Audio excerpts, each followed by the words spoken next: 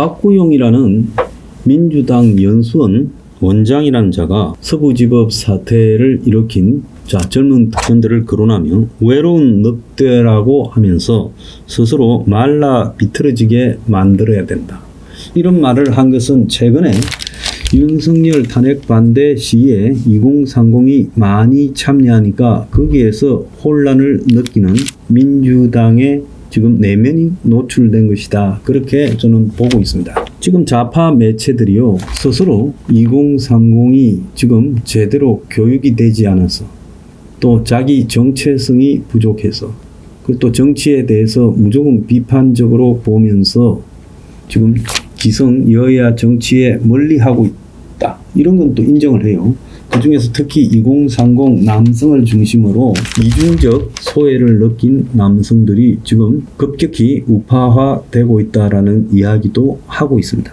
저는 박구영이가 이 유튜브에 나와서 이런 말을 했는데요. 저들을, 즉 서부지법 사태에 이 관련된 청년들을 어떻게 민주당에 끌어들일 것인가, 이런 고민 자체가 잘못됐다. 어떻게 하면 그들을 고립시켜 소수로 만들 것인가를 생각해야 된다. 그러면서 젊은 청년층의 우파 지지세가 확장되고 있는 부분에 10대 때부터 70대까지 민주주의 훈련이 안 되고 지체된 사람들, 또 차이에 대한 존중의식을 배우지 못한 사람들이 많아서 그렇다. 그래서 이들은 항상 누군가를 추종하고 싶어 한다. 나는 한번 물어보겠습니다. 이 박구영이가 뭐 전남대 교수직도 가지고 있었던 걸로 보이는데 철학을 전공했고요. 아니, 항상 누군가를 추종하는 부분은 이재명의 개딸, 또 이재명을 지지하는 층이 더 심하잖아요. 한국 정치에서요, 동서대결이라는 부분에서 보면 동쪽에서는 그래도 민주당의 표들이 계속 늘어나서 부산에는 뭐 한 45, 대구 경북에도 한 40 근처까지 가고 있지 않습니까? 그런데 변하지 않는 곳은 호남이잖아요. 근데 무슨 소리를 하고 있습니까?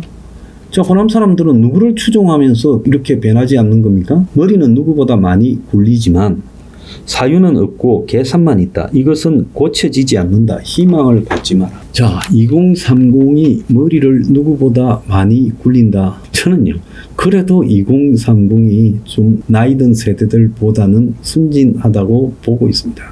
정말 머리를 많이 굴리는 것은 기성세대죠. 그러면서 이제 10대까지도 이야기했어요. 최근 광주의 한 고등학교에서 행사에서 신남성연대 축하 메시지를 틀어주는 일까지 발생했다. 그래서 민주당 일각에서는 2030에 대해서 끌어들이려고 하는 노력이 당에서 이런 헛발질하는 사람이 나오는 바람에 도로암이 타불이 되고 있다라는 그런 지금 비판도 나오고 있는데요.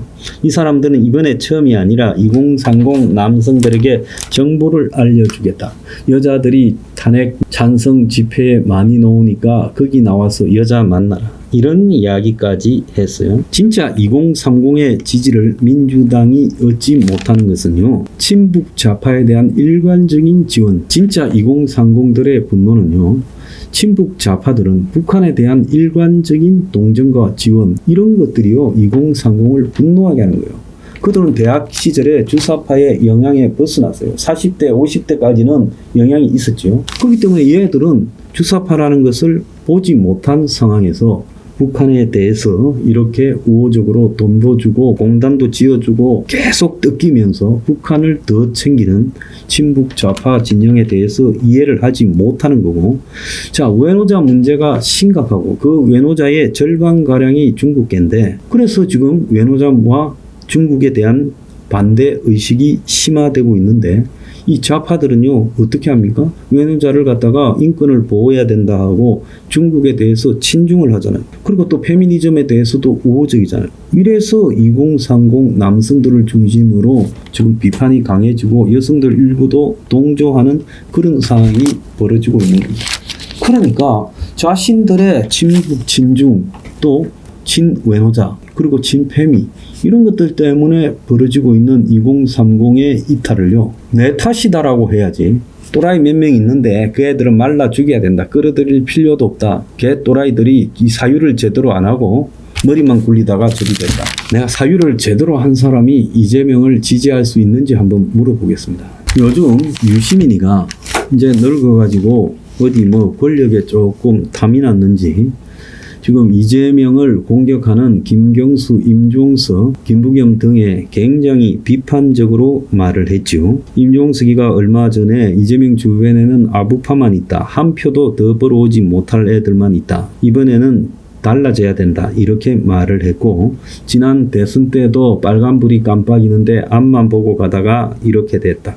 언론과 여론조사가 지속적으로 경고음을 냈지만 무시했다.